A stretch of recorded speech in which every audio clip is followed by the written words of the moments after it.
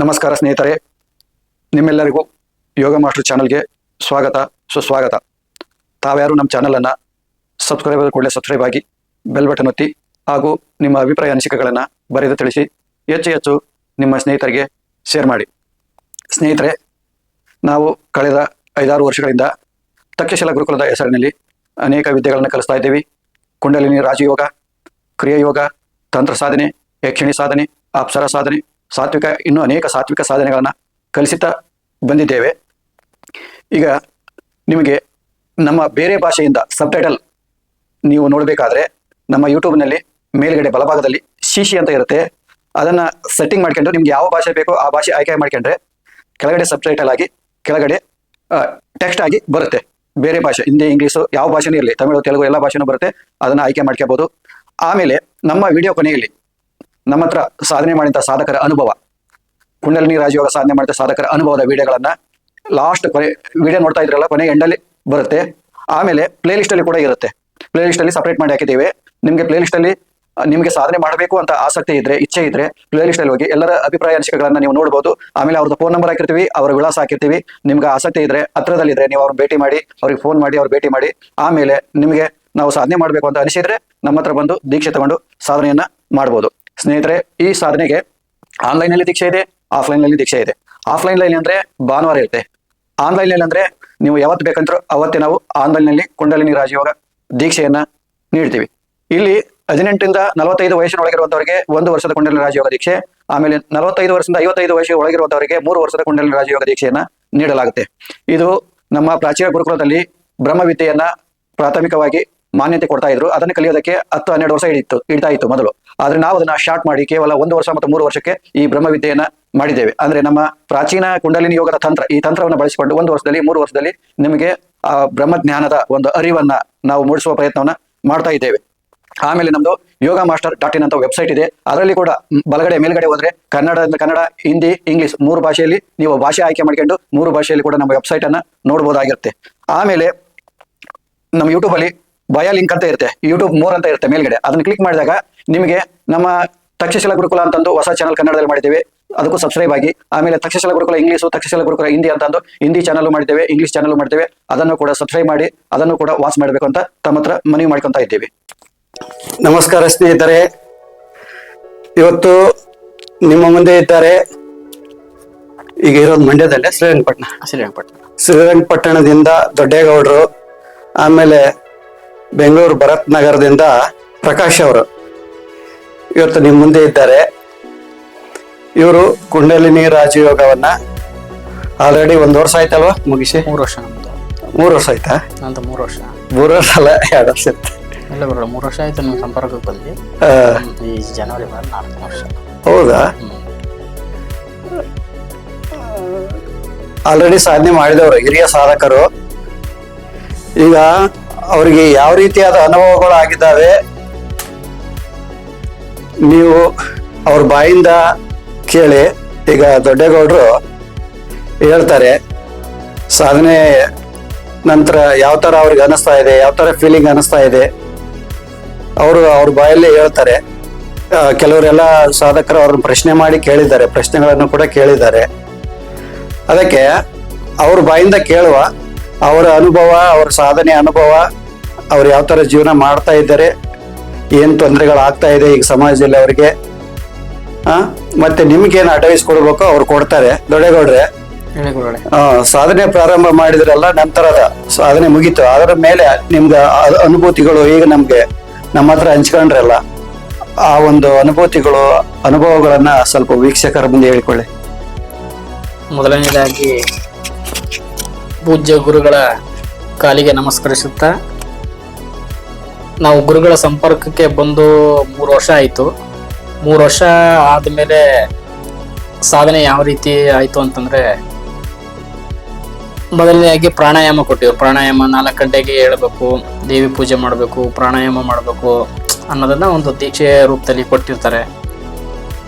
ಮತ್ತೆ ಇದನ್ನ ಮಾಡ್ತಾ ಮಾಡ್ತಾ ಮಾಡ್ತಾ ಏನಾಗ್ತದೆ ಅಂತಂದರೆ, ಮೊದಲನೇದಾಗಿ ಬಾಡಿ ಹೀಟ್ ಆಗ್ತದೆ. ಮೊದಲನೇದಾಗಿ ಬಾಡಿ ಹೀಟ್ ಆಗಿ ಎಲ್ಲ ಏನೇ ಆಹಾರ ತಿಂತು ಅಂತಂದ್ರೆ ಅದು ಬೇಗನೆ ಡೈಜೆಷನ್ ಆಗ್ಬಿಡ್ತದೆ. ಏನೇ ಆಹಾರ ತಿಂತು ಅಂದ್ರೆ ಡೈಜೆಷನ್ ಆಗ್ಬಿಡ್ತದೆ. ಸಸ್ಯಾಹಾರವನ್ನ ಸೇವನೆ ಮಾಡ್ತಾ ಮಾಡ್ತಾ ಮಾಡ್ತಾ ಬಂದಂಗೆ ಅದು ಮಾಂಸಾಹಾರವನ್ನ ಆಟೋಮೆಟಿಕ್ ಆಗಿ ದೇಹ ಅಂತಕ್ಕಂಥದ್ದು ತ್ಯಜಿಸ್ತದೆ, ರಿಯಾಕ್ಟ್ ಮಾಡುತ್ತೆ. ವಾಪಸ್ ಅದು ನೋಡ್ತಿದ್ದಂಗೆನೆ ಬೇಡ ಅನಿಸ್ತದೆ. ಕೆಲವೊಂದು ಟೈಮ್ ಬೇಕು ಅನಿಸ್ತದೆ. ಏಕೆಂತಂದ್ರೆ ಹುಟ್ಟದಾಗಿನಿಂದ ಅದನ್ನ ಅಭ್ಯಾಸ ಮಾಡ್ಕೊ ಬಂದಿರೋದ್ರಲ್ಲಿ ಮಧ್ಯಂತರದಲ್ಲಿ ಬಿಡಕ್ ಆಗಲ್ಲ. ಅದನ್ನ ಅಲ್ಪ ಸ್ವಲ್ಪ ತಿನ್ಬೇಕು ಅಂತ ಅನ್ನಿಸ್ತಾನೆ ಇರ್ತದೆ. ಅದನ್ನೇ ಕಂಟಿನ್ಯೂ ಮಾಡ್ಕೊಂಡು ಹೋಗ್ತಿದ್ದಂಗೆ ಅದನ್ನೆಲ್ಲ ಬೇಡ ಅನಿಸ್ತದೆ. ಆ ನಂತರ ದೀಕ್ಷೆ ತಗೊಂಡು ಸಾಧನೆ ಮಾಡಕ್ಕೆ ಮಾಡಿದ್ಮೇಲೆ ಅದು ಕುಂಡಲಿ ಅಂತಕ್ಕಂಥದ್ದು ಈ ಮೂಲಾಧಾರ ಚಕ್ರದಿಂದ ಒಂದೊಂದೇ ಚಕ್ರಕ್ಕೆ ದಾಟ್ಕೊಂಡು ಸಹಸ್ರಾರಕ್ಕೆ ಬಂದು ನಿಲ್ತದೆ. ಆಮೇಲೆ ಪ್ರತಿಯೊಬ್ಬ ಸಾಧಕರಿಗೂ ಸಾಧನೆ ಮಾಡ್ಬೇಕಾದ್ರೆ ಅವ್ರಿಗೆ 100ಕ್ಕೆ 100 ಭಾಗ ಅವರ ಅನುಭವಕ್ಕೆ ಬರ್ತದೆ. ಒಂದೊಂದೇ ಚಕ್ರಕ್ಕೆ ಕುಂಡಲಿನಿ ಏರ್ತಕ್ಕಂಥದ್ದು ಸ್ಪಷ್ಟವಾಗಿ ಅವ್ರ ಗಮನಕ್ಕೆ ಬರುತ್ತೆ. ಮತ್ತೆ ಅದಾದ್ಮೇಲೆ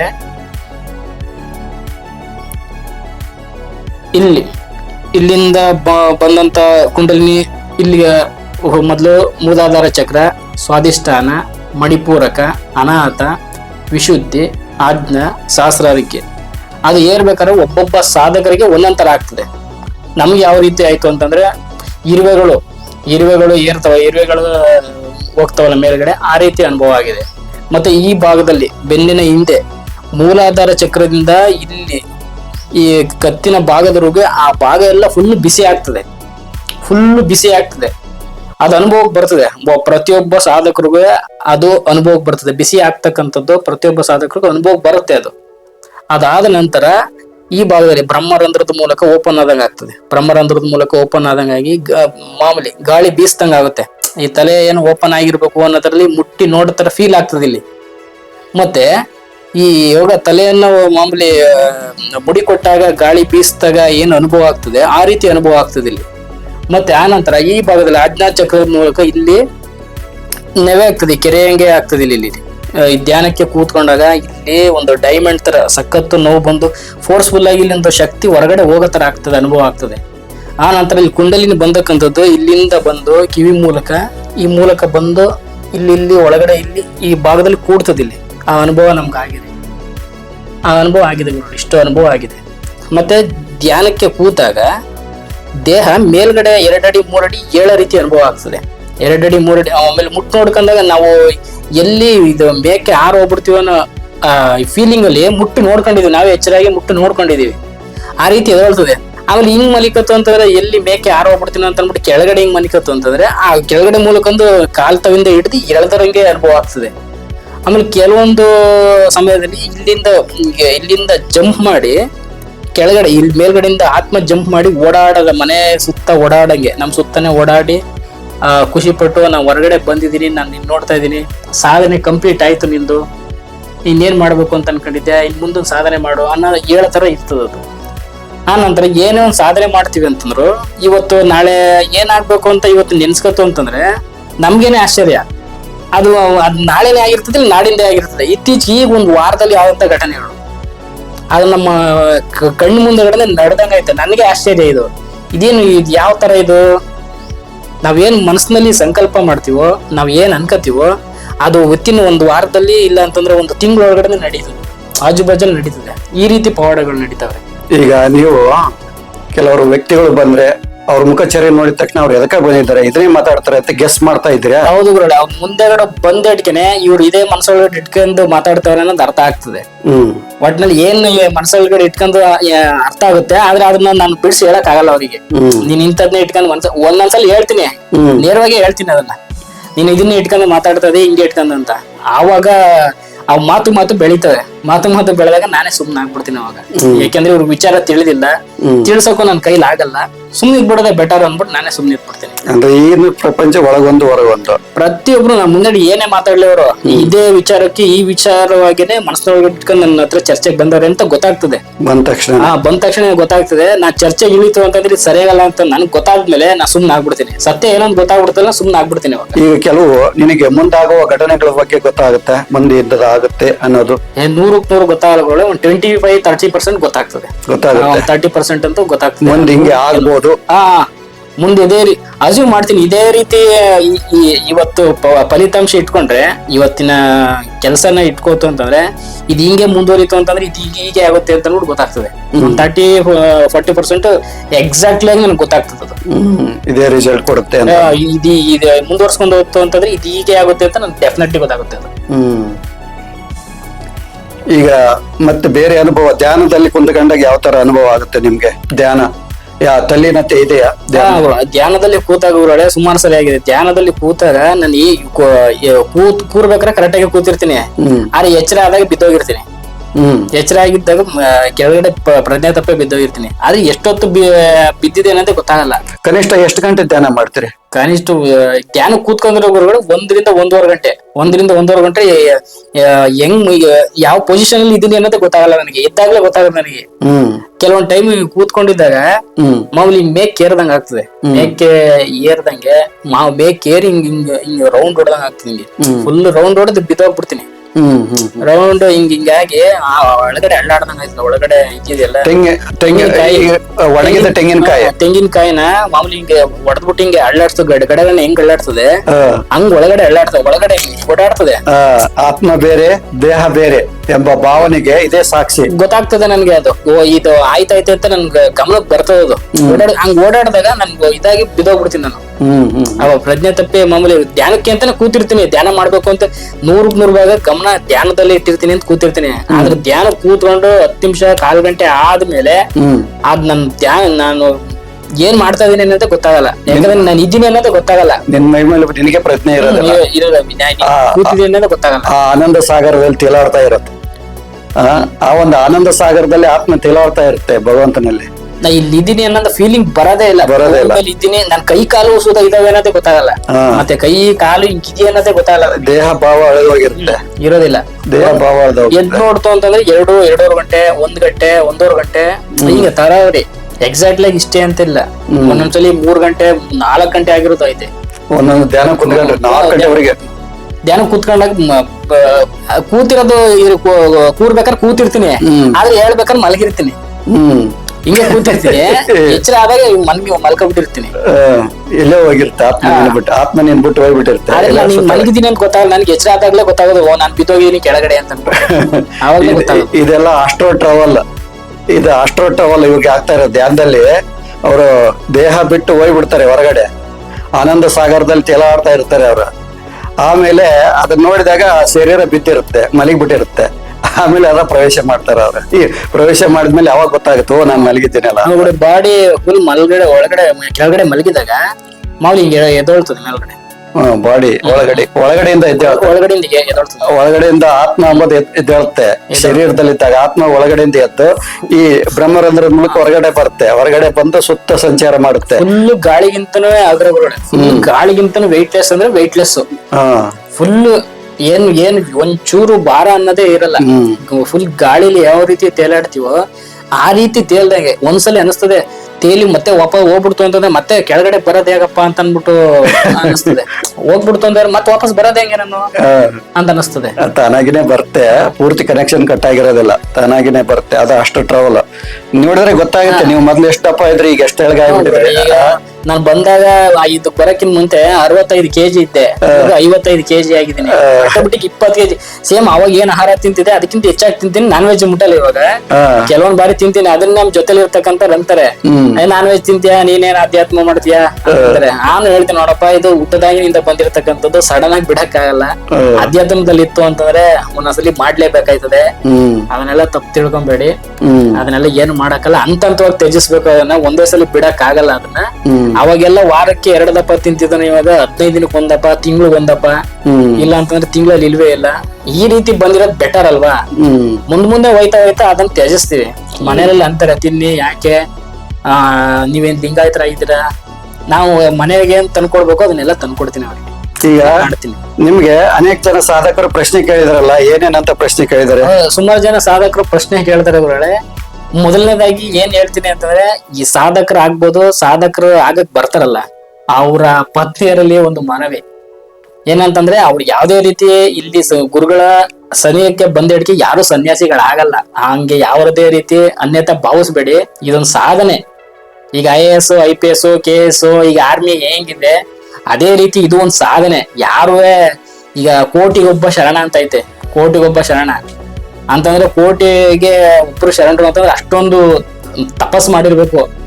ಅಷ್ಟು ಸುಲಭವಾಗಿ ಯಾರು ಸನ್ಯಾಸಿ ಆಗಕ್ಕಾಗಲ್ಲ. ಯಾರು ಅನ್ಯತ ಭಾವಿಸ್ಬೇಡ್ರಿ, ಯಾರು ನೊಂದ್ಕೋಬೇಡ್ರಿ. ಎಲ್ಲ ನಮ್ದು ಸನ್ಯಾಸಿ ಪರಂಪರೆ ಅಲ್ಲ, ಇದು ಋಷಿ ಪರಂಪರೆ. ನಮ್ಮ ಗುರುಗಳು ಹೇಳ್ತಕ್ಕಂಥದ್ದು ಅದೇನೆ, ನೀವು ಸನ್ಯಾಸಿ ಆಗಕ್ ಆಗಲ್ಲ, ನೀವು ಸಂಸಾರದಲ್ಲಿ ಇಟ್ಕೊಂಡೇ ಸಾಧನೆ ಮಾಡ್ಬೇಕು. ಅದಕ್ಕೇನೆ ನಾನು ಇರ್ತಕ್ಕಂಥದ್ದು, ನಿಮ್ಮ ಸನ್ಯಾಸಿ ಆಗಿ ಬಿಡಲ್ಲ ಅಂತ ಅಂದ್ಬಿಟ್ಟು ಗುರುಗಳು ಹೇಳ್ತಾರೆ. ನಾವು ಯಾರನ್ನೂ ಮಾಡಿಲ್ಲ ಸನ್ಯಾಸಿ, ಒಬ್ಬರನ್ನ ಇಲ್ಲಿವರೆಗೆ ಸನ್ಯಾಸಿ ಮಾಡಿಲ್ಲ. ಗುರಿನೇ ಅಲ್ಲ ಅದು. ಭಾವಿಸ್ಬೇಡ್ರಿ, ಸಪೋರ್ಟ್ ಮಾಡ್ರಿ, ಸಪೋರ್ಟ್ ಮಾಡಿ, ಅವ್ರ ಸಾಧನೆಗೆ ಮೆಟ್ಟಿಲಾಗಿ ಸಪೋರ್ಟ್ ಮಾಡ್ರಿ. ಏನು ತೊಂದರೆ ಆಗಲ್ಲ, ಅವ್ರ ಸಾಧನೆಯಲ್ಲಿ ಇರ್ತಾರೆ. ಇನ್ನು ನಿಮ್ ಕಾಲದಲ್ಲಿ ನಿಮ್ ಮನೆಗೂ ಒಳ್ಳೇದಾಗದಂದ್ರೆ ಸುತ್ತಮುತ್ತ ಇರ್ತಕ್ಕಂಥವ್ರು ಎಲ್ರಿಗೂ ಒಳ್ಳೇದಾಗ್ತದೆ. ಆ ರೀತಿ ಅವರು ಸಾಧನೆ ಮಾಡೋದಕ್ಕೆ ಒಂದ್ ಸ್ವಲ್ಪ ಸಪೋರ್ಟ್ ಮಾಡ್ರಿ. ಆಮೇಲೆ ಇನ್ನು ಸಾಧಕರಲ್ಲಿ ಪ್ರಾಣಾಯಾಮ ಅಂತಕ್ಕಂಥದ್ದು ಈ ಎಡಭಾಗದಿಂದ ಎಳ್ಕೊಂಡು ಬಲಭಾಗದಲ್ಲಿ ಬಿಡ್ತು ಅಂತಂದ್ರೆ ಅದು ಒಂದು ಪ್ರಾಣಾಯಾಮ ಅಂತ ಕೌಂಟ್ ಮಾಡ್ರಿ. ಅದಾದ್ಮೇಲೆ 1 ನಿಮಿಷ ಗ್ಯಾಪ್ ಕೊಡ್ರಿ. ಅದಾದ್ಮೇಲೆ ಮತ್ತೆ ಪ್ರಾಣಾಯಾಮ ಮಾಡಿ. ಎಷ್ಟೋ ಜನ ಸಾಧಕರು ಗುರುಗಳಿಗೆ ಫೋನ್ ಮಾಡಿ ಕೇಳ್ತಾರೆ, ಹೇಗ್ ಮಾಡೋದು, ಇದು ಹೆಂಗೆ ಪ್ರಾಣಾಯಾಮ ಮಾಡ್ತಕ್ಕಂಥದ್ದು ಅಂತ ಅಂದ್ಬಿಟ್ಟು ಸುಮಾರು ಜನ ಸಾಧಕರು ಕೇಳ್ತಾರೆ. ಇದನ್ನ ಹೇಳ್ಬೇಕು ಅಂತಿದ್ದೆ. ಅಲ್ಲ, ನಾವು ಇಲ್ಲಿ ಪ್ರಾಕ್ಟಿಕಲ್ ಎಲ್ಲ ತೋರ್ಸಿರ್ತೀವಿ, ಮುಂದೆ ಕುಂತ್ಕೊಂಡೆ ತೋರ್ಸಿರ್ತೀವಿ. ಆದ್ರೆ ಮನೆಗೆ ಹೋದ್ಮೇಲೆ ಕನ್ಫ್ಯೂಷನ್ ಆಗ್ತಾರ. ಮತ್ತೆ ಅವ್ರಿಗೆ ವಿಡಿಯೋನ ಕಳಿಸಿರ್ತೀನಿ. ನಾನು ಕಳಿಸಿರೋ ವಿಡಿಯೋ 4-5 ಸಲ ನೋಡಿದ್ರೆ ಅವ್ರ ಪ್ರಶ್ನೆಗೆ ಉತ್ತರ ಸಿಕ್ಬಿಡುತ್ತೆ. ಬಟ್ ಅವ್ರಿಗೆ ಅದನ್ನ ನೋಡೋ ಪೇಷನ್ಸ್ ಇರೋದಿಲ್ಲ. ಅದನ್ನ ತಾಳ್ಮೆಯಿಂದ ಅದನ್ನ ನೋಡೋ ಪೇಷನ್ಸ್ ಇರೋದಿಲ್ಲ, ತಾಳ್ಮೆ ಕಳ್ಕೊಂಡ್ಬಿಟ್ಟಿರ್ತಾರೆ. ಸಾಧಕರು ಎಷ್ಟೋ ಜನ ಸಾಧಕರು ಗುರು ಕಾಣಿಕೆ ಕೊಡ್ಬೇಕಲ್ಲ ಅಂತ ಇದ್ರೆ ಸಾಧನೆ ಮಾಡೋದಕ್ಕೆ ಬಂದಿಲ್ಲ. ನೀವು ಅದನ್ನ ಅನ್ಯತ ಭಾವಿಸ್ಬೇಡ್ರಿ. 5,000 10,000 ಇರ್ತಕ್ಕಂಥದ್ದು ಅದೇನ್ ದೊಡ್ಡ ಅಮೌಂಟ್ ಅಲ್ಲ. ನೀವು ಏನು ಗುರುಗಳಿಗೆ ಗುರು ಕಾಣಿಕೆ ಕೊಡ್ತೀರಿ ಅದು ಬ್ಯಾಂಕ್ ನಲ್ಲಿ ತಗೊಂಡೋಗಿ FD ಇಟ್ಟಂಗೆ. ನೀವು ಏನ್ ಬ್ಯಾಂಕ್ ಅಲ್ಲಿ FD ಇಟ್ಟಾಗ ಏನ್ ಅದಕ್ಕೆ ರಿಟರ್ನ್ಸ್ ಬರ್ತದೆ, ಅದು ಗುರುಗಳ ಹತ್ರ ನೀವು ತಗೊಬಂದು FD ಇಟ್ಟಂಗೆ. ಅದು ನೀವೇನ್ ಗುರು ಕಾಣಿಕೆ ನೀವ್ ಎಷ್ಟು ಕೊಡ್ತೀರೋ ಅಷ್ಟು ಗುರುಗಳ ಹತ್ರ ನೀವು FD ಇಟ್ಟಂಗೆ. ಅವರಿಂದ ಪುಣ್ಯ ಅಂತಕ್ಕಂಥದ್ದು ನಿಮ್ಗೆ ಅರ್ಧ ಬರ್ತಾನೆ ಇರ್ತದೆ. ಹೇಳ್ತಾನೆ ಇರ್ತೀವಿ ನೀವು ನಮಗೆ ರೆಕಮೆಂಡೇಶನ್ ಮಾಡಿ ಅಂತ ಅನ್ಬಿಟ್ಟು. ದಯಮಾಡಿ ಯಾರು ಹಂಗೆ ಕೇಳ್ಬೇಡ್ರಿ. ಗುರುಗಳಿಗೆ ನಾವು ಹೇಳಂತ ಶಕ್ತಿ ನಮ್ಮಲ್ಲಿ ಇಲ್ಲ. ದಯವಿಟ್ಟು ಅನ್ಯತ ಭಾವಿಸ್ಬೇಡ್ರಿ. ಹಂಗ್ ಮಾಡಿ ಅಂತ ಅನ್ಬಿಟ್ಟು ಕೇಳ್ಕೊಳ್ಳಬೇಡ್ರಿ ನಮ್ಮ ಹತ್ರ. ಯಾಕಂದ್ರೆ ಗುರುಗಳ ಹತ್ರ ನೀವೇ ನೇರವಾಗಿ ಬನ್ನಿ. ಗುರುಗಳ ಹತ್ರ ನೀವೇ ನೇರವಾಗಿ ಬಂದು ಕಷ್ಟ ಹೇಳ್ಕೊಳ್ಳಿ, ಗುರುಗಳು ಹಿಂಗಿದೆ ಅಂತ ಅನ್ಬಿಟ್ಟು. ಗುರುಗಳು ತುಂಬಾ ಕರುಣಾಮಯಿ ಇದ್ದಾರೆ, ತುಂಬಾ ಮಾತೃ ಹೃದಯ ಇದ್ದಾರೆ. ಅವ್ರೇನ್ ಇಷ್ಟೇ ಕೊಡ್ಬೇಕು ಅಂತ ಡಿಮ್ಯಾಂಡ್ ಮಾಡಲ್ಲ. ಅವರು ಈ ದುಡ್ಡು ಕಾಸಿಂದ ಸಾಧನೆಯಿಂದ ವಂಚಿತರಾಗಬೇಡಿ. ನೀವು ಆದಾಗ ಕೊಡ್ರಿ 5,000 10,000. ಅದೇನು ಇವತ್ತಿನ ಇದ್ರಲ್ಲಿ ಯಾವ ದೊಡ್ಡ ವಿಚಾರವೇ ಅಲ್ಲ ಅದು. ಅಲ್ಲ, ನಾವು ಎಷ್ಟೋ ಜನಕ್ಕೆ ಇನ್ಸ್ಟಾಲ್ಮೆಂಟ್ ಕೊಡ್ಸಿದ್ದೀನಿ. ಕೆಲವರೆಲ್ಲ ಇನ್ಸ್ಟಾಲ್ಮೆಂಟ್ ಮೇಲೆ ಕೊಡ್ತೀನಿ ಅಂದಿದ್ರೆ ಕೊಡ್ರಿ ಅಂತ ಅಂದಿದ್ದೆ. ಅದಕ್ಕೆ ಹೇಳಿ ಗುರುಗಳು ನೀವ್ ಏನೇ ಕೇಳ್ಕೊತು ಅಂತಂದ್ರೆ ಅದಕ್ಕೆ ಅನುಮತಿ ಕೊಡ್ತಾರೆ. ನಾವು ಮೇಲೆ ಗುರುಕುಲ ಕಟ್ಟಬೇಕು. ಮುಂದೆ ನಮ್ದು ದೊಡ್ಡ ಯೋಜನೆ ಇದೆ. ಸಾವಿರಾರು ಜನಕ್ಕೆ ವಿದ್ಯೆ ಹಂಚಬೇಕು. ಗುರುಕುಲ ಮಾಡಿ ಸಾವಿರಾರು ಜನಕ್ಕೆ ವಿದ್ಯೆ ಹಂಚಬೇಕು, ದೊಡ್ಡ ಗುರುಕುಲ ಮಾಡ್ಬೇಕು ಅನ್ನೋದು ಒಂದು ಕನಸಿದೆ ನಮ್ದು. ಅದಕ್ಕೆ ಸಮಾಜಕ್ಕೆ ಹೋಗಿ ನಾವು ಮಾಡ್ತೇವೆ. ನಮಗೋಸ್ಕರ ಅಲ್ಲ, ಸಮಾಜಕ್ಕಾಗಿನೇ, ಮಕ್ಕಳಿಗೋಸ್ಕರನೇ ಮಾಡ್ಬೇಕಂತ ಉದ್ದೇಶ ಇದೆ. ಅದಕ್ಕೆ ಖರ್ಚು ವೆಚ್ಚಗಳೆಲ್ಲ ಇರ್ತಾವಲ್ಲ, ಏನು ಇಲ್ಲ. ಸುಮ್ಮನೆ ಬಂದರಿ ಕೊಟ್ಕೊಂಡ್ ಕುಂದ್ರೋದು ಅಂದ್ರೆ ಅದ ಏನು ಅವಶ್ಯಕತೆ ಇರೋದಿಲ್ಲ. ನಾವೊಂದು ಸಂಸ್ಥೆಯನ್ನು ಕಟ್ಟಬೇಕು, ಅದನ್ನ ಬೆಳೆಸ್ಬೇಕು, ಧರ್ಮವನ್ನ ಜಾಗೃತಿ ಮಾಡ್ಬೇಕು, ಎಲ್ಲರಿಗೂ ಹಂಚ್ಬೇಕು ಅಂದಾಗ ನಾವು ಗುರುಕಾಣಿಕೆಯನ್ನು ಸ್ವೀಕಾರ ಮಾಡಬೇಕಾಗತ್ತೆ. ಯಾರಿಗೋಸ್ಕರ ಮಾಡ್ತಾ ಇದಾರೆ ಇವರು, ಎದಕ್ ತಗೊಂತಾ ಇದಾರೆ, ನೀವು ಆಲೋಚನೆ ಮಾಡಬೇಕು. ನಾವು ಇವತ್ತು ಒಂದು ಮನೆ ಕಟ್ಟಬೇಕು ಅಂತಂದ್ರೆ 30 ರಿಂದ 40 ಲಕ್ಷ ಬೇಕು. ಮಿನಿಮಮ್ ಅಂತಂದ್ರೆ 15 ಲಕ್ಷನಾರು ಬೇಕು. ಒಂದು ಮಗುನ ಸ್ಕೂಲ್ ಸೇರಿಸ್ತೀವಿ ಅಂತಂದ್ರೆ ವರ್ಷಕ್ಕೆ 50,000 ಕಂಪಲ್ಸರಿ ಬೇಕು. ಮತ್ತೆ ಒಂದು ಶಾಲಾ ಕಾಲೇಜ್ ಕಟ್ಟಬೇಕು ಅಂತಂದ್ರೆ ಲಕ್ಷಾಂತರ ರೂಪಾಯಿ ಡೊನೇಷನ್, ಕೋಟಿಗಟ್ಟಲೆ ಬೇಕು. ಅದರಿಂದ ಅವರ ಉದ್ಧಾರ ಮಾಡ್ತಾರೆ ಹೊರತು ಯಾವುದೇ ರೀತಿ ಕಲ್ಯಾಣ ಆಯ್ತದೆ ಆದ್ರೂ ಸುಧಾ 1% ಆಗ್ತದೆ. ಒಟ್ಟು ಫೀಸ್ ತಗೊಂಡು ಕಲ್ಸೋರು ಅವರು, ಫೀಸ್ ತಗೊಂಡು ಕಲ್ಸೋರು. ಅವರಲ್ಲಿ ಯಾವುದೇ ರೀತಿ ಸ್ವಾರ್ಥ ಮನೋಭಾವನೆ ಇಲ್ಲ. ಇದನ್ನ ಮಾಮೂಲಿ ರಾಮಕೃಷ್ಣ ಪರಮಹಂಸರು ಹೇಗೆ ಅವರು ಬಂದ್ರು, ಅವರ ಇಡೀ ಜೀವನವನ್ನ ಗುರುಗಳು ಅಧ್ಯಯನ ಮಾಡಿ ಬಂದಿರ್ತಕ್ಕಂಥದ್ದು. ಅವರ ಏನ್ ಜೀವನವನ್ನ ಇದೆಯಲ್ಲ ಅದನ್ನ ಫುಲ್ ಕಾಪಿ ಮಾಡಿರ್ತಕ್ಕಂಥವ್ರು ಇವರು. ಇವರಲ್ಲಿ ಸ್ವಾರ್ಥ ಅಂತಕ್ಕಂಥದ್ದಿಲ್ಲ. ಅದರಿಂದ ಲೋಕ ಕಲ್ಯಾಣಕ್ಕೋಸ್ಕರ ಗುರುಕುಲ ಮಾಡ್ಬೇಕು, ಈ ಪ್ರಾಚೀನ ಗುರುಕುಲ ಪರಂಪರೆಯ ಸ್ಥಾಪನೆ ಮಾಡ್ಬೇಕು, ಈ ಮೆಕಾಲೆ ಶಿಕ್ಷಣವನ್ನ ತೆಗೆದಾಕ್ಬೇಕು ಅನ್ನೋದು ಅವ್ರ ಮನಸ್ಸಲ್ಲಿದೆ. ಅದಕ್ಕೆ ನಾವೆಲ್ಲ ಸಪೋರ್ಟ್ ಮಾಡ್ಬೇಕು. ಆದ್ರಿಂದ ಈ ಗುರು ಕಾಣಿಕೆ ಅಂತಕ್ಕಂಥದ್ದು ಅದೇನ್ ದೊಡ್ಡ ಅಮೌಂಟ್ ಅಲ್ಲ. ಅದು 5,000 10,000 ಅಂತಕ್ಕಂಥದ್ದು ದೊಡ್ಡ ಮ್ಯಾಟರ್ ಅಲ್ಲ. ನೀವು ಅದರಿಂದ ಹಿಂದೆ ಸರಿದು ಇರ್ಬೇಡ್ರಿ. ಸುಮಾರು ಜನ ನನ್ ಫೋನ್ ಮಾಡಿ ಕೇಳಿದಿರಿ, ಸುಮಾರು ಜನ ಒಂದ್ 4-5 ಸಾಧಕರು ಕೇಳಿದಿರಿ. ಅದೆಲ್ಲ ಅನ್ಯತ ಭಾವಿಸ್ಬಿಡಿ, ಬರ್ರಿ ಇನ್ಸ್ಟಾಲ್ಮೆಂಟ್ ಅಲ್ಲಿ ಮಾಡ್ಕೊಡ್ತಾರೆ. ನೀವು ಆದಾಗ ಅಮೌಂಟ್ ಕೊಡ್ರಂತೆ. ಗುರುಗಳ ಹತ್ರ ನಾವು ರಿಕ್ವೆಸ್ಟ್ ಮಾಡ್ತೀವಿ, ಆಯ್ತು ನೀವು ಕೇಳಿದಿರಿ, ಗುರುಗಳ ಹತ್ರ ರಿಕ್ವೆಸ್ಟ್ ಮಾಡ್ತೀವಿ. ಗುರುಗಳು ಸ್ವತಃ ಅವ್ರ ಬಾಯಿಂದನೇ ಹೇಳಿದ್ದಾರೆ, ಬರೀ 10,000ದಿಂದ ನೀವು ಆತ್ಮವಿದ್ಯೆ ಬ್ರಹ್ಮವಿದ್ಯೆ ಪಡ್ಕೊಳ್ಳೋದನ್ನ ವಂಚಿತರಾಗ್ಬೇಡ್ರಿ. ಇವತ್ತು ಬರೀ LKG ಮಗುನ ಸೇರಿಸ್ಬೇಕು ಅಂತಂದ್ರೆ 24,000 25,000 ವರ್ಷಕ್ಕೆ ಫೀಸ್ ಕಟ್ಬಿಡಿ. LKG UKG ಏನ್ ಕಲಿಯುತ್ತೆ ಮಗು? ಅಲ್ಲ ಏನಿಲ್ಲ ಎಂತಿಲ್ಲ, ಏನ್ ಕಲ್ತು ಬರುತ್ತೆ ಹೇಳಿ ಅದಕ್ಕೆ? 25 ಆತ್ಮವಿದ್ಯೆ ಕೊಡ್ತಾ ಇದಾರೆ, ಬ್ರಹ್ಮವಿದ್ಯೆ ಕೊಡ್ತಾ ಇದಾರೆ.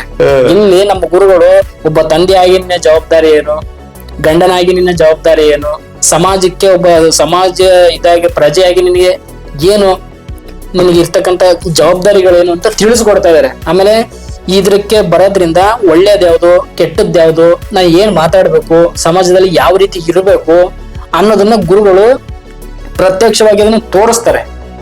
ಆದ್ರಿಂದ ನೀವು ಕೊಡ್ತಕ್ಕಂಥ ಅಮೌಂಟ್ ಏನು ಅಲ್ಲ ಅದಕ್ಕೆ.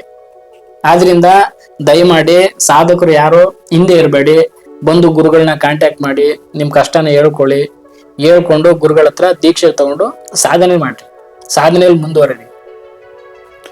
ಇವರೆಲ್ಲ ಬಿಸ್ನೆಸ್ ಮಾಡಕ್ಕೆ ಅಂತಾರ ಅನ್ಕೊಂಡ್ಬಿಡ್ತಾರೆ. ಇಲ್ಲ ಗುರುಗಳೇ, ಅಷ್ಟೊಂದ್ ಜನ ಅನ್ಕೊಂಡಿದಾರೆ ಗುರುಗಳೇ. ಅದು ತಪ್ಪು ಗುರುಗಳೇ. ಅದು ಇವತ್ತು ಬರೀ LKG ಮಗುನ್ ಸೇರಿಸ್ಬೇಕು ಅಂದ್ರೆ 30,000 ಡೊನೇಷನ್ ತಗೋತಾರೆ. ಇವ್ರು 10,000 ಕೊಡೋದಿಕ್ಕೆ 5,000 ಕೊಡೋದಿಕ್ಕೆ ಹಿಂದೆ ಮುಂದೆ ನೋಡ್ತಾರೆ ಅಂತಂದ್ರೆ ಅದು ಅವರಲ್ಲಿ ಇನ್ನೂ ಜ್ಞಾನ ಬಂದಿಲ್ಲ ಅಂತ ನನಗೆ ಅನಿಸ್ತದೆ. ಟೈಮ್ ಬಂದಿಲ್ಲ, ಸಮಯ ಟೈಮ್ ಬಂದಿಲ್ಲ ಅವರು. ಯಾಕೆಂದ್ರೆ ಕಷ್ಟದಲ್ಲಿ ಸಿಗಾಕೊಂಡಿಲ್ಲ. ಕಷ್ಟದಲ್ಲಿ ಸಿಗಾಕೊಂಡಾಗ ಗೊತ್ತಾಗ್ತದೆ ಆಧ್ಯಾತ್ಮಕ್ಕೆ ಬರ್ಲೇಬೇಕು ಅನ್ನೋದು ಸಿಗಾಕೊಂಡಿರ್ತಾರೆ. ಬೇರೆ ಕಡೆಗೆಲ್ಲ ಸುತ್ತಾಕ ಹೋಗಿರ್ತಾರೆ, ಎಲ್ಲ ಕಳ್ಕೊಂಡ್ ಬಂದಿರ್ತಾರೆ. ಇವತ್ತು ಒಂದು ಟ್ರಿಪ್ ಹೋಗ್ತೀವಿ ಅಂತಂದ್ರೆ 5,000 10,000 ಇಲ್ದೇನೆ ಟ್ರಿಪ್ ಮಾಡಕ್ ಆಗಲ್ಲ ಬರೀ ಒಂದ್ ತಿಂಗಳಲ್ಲಿ. ಆದ್ರೆ ಗುರುಗಳು ಕೊಡ್ತಾ ಇರ್ತಕ್ಕಂಥದ್ದು ಇಡೀ ನಮ್ಮ ಜೀವನವನ್ನೇ ಬದಲಾವಣೆ ಮಾಡ್ತಕ್ಕಂಥದ್ದು. ಮತ್ತೆ ಏನಾದ್ರೂ ಬೆಂಗಳೂರಿಗೆ ಬಂದ್ರೆ ಒಂದು ಲಾಡ್ಜ್ ಬುಕ್ ಮಾಡಿದ್ರೆ 5,000. ಹೌದು, ಒಂದ್ ದಿವಸಕ್ಕೆ 5,000. ಹೌದು ಗುರುಗಳು. ಅಂತದ್ರಲ್ಲಿ ಜನನ ಮರಣ ಚಕ್ರದಿಂದ ಬಿಡುಗಡೆ ಆಗ್ತಕ್ಕಂತ ಆತ್ಮವಿದ್ಯೆಯನ್ನ ಕೊಡ್ತಾರೆ ಅಂತಂದ್ರೆ ಕೋಟಿಗಿಂತ ಮಿಗಿಲಾದಂತದ್ದು. ಅಲ್ಲ, ನಾವು ಕೂಡ ವಿದ್ಯೆಗೆ ಅವ್ರು ಬೆಲೆ ಕಟ್ತಾರಲ್ಲ. ಇವತ್ತು ಗುರುಗಳು ಯೂಟ್ಯೂಬ್ ಚಾನಲ್ ಮಾಡ್ತಾ ಇದಾರೆ, ಇವತ್ತು ಗುರುಕುಲ ಮಾಡ್ತಾ ಇದಾರೆ, ಇವ್ರ ಉದ್ದೇಶಕ್ಕೋಸ್ಕರ ಮಾಡ್ತಾ ಇದಾರೆ. ಅನ್ಯथा ಯಾವುದೇ ರೀತಿ ಭಾವಿಸ್ಬೇಡ್ರಿ. ಬೇಕಾದ್ರೆ ಬಂದು ಇಲ್ಲೆಲ್ಲ ವಾಸ್ತವ ನೋಡ್ರಿ, ವಾಸ್ತವ ನೋಡಿ ಆಮೇಲೆ ಡಿಸೈಡ್ ಮಾಡ್ರಿ ನೀವು. ಅನ್ಯथा ಯಾವುದೇ ರೀತಿ ಭಾವಿಸ್ಬಾರ್ದು. ಯಾಕಂದ್ರೆ ಇವತ್ತಿನ ಸಮಾಜ ಆಗಿದೆ. ಕೆಲವೊಬ್ರು ನೋಡ್ತಾ ಇರ್ಬೇಕಾದ್ರೆ ಅವ್ರು ಒಂದೊಂದು ಪೂಜೆಗೆ 5,000 10,000 1 ಲಕ್ಷ 2 ಲಕ್ಷ ಇದಾರೆ. ಅದನ್ನ ನಾವು ತಪ್ಪು ಅಂತ ಹೇಳಲಿಕ್ಕೆ ಆಗಲ್ಲ. ಅದನ್ನ ಹೇಳಕ್ಕಾಗಲ್ಲ, ಅವ್ರವ್ರ ಇಚ್ಛೆ ಅದು. ಯಾಕಂದ್ರೆ ಅವ್ರನ್ನ ನೋಡಿ ಪ್ರಾಮಾಣಿಕವಾಗಿ ಇರ್ತಕ್ಕಂಥ ಗುರುಗಳು ನೀವು ಅದೇ ದೃಷ್ಟಿನಲ್ಲಿ ನೋಡ್ತಕ್ಕಂಥದ್ದು ತಪ್ಪು.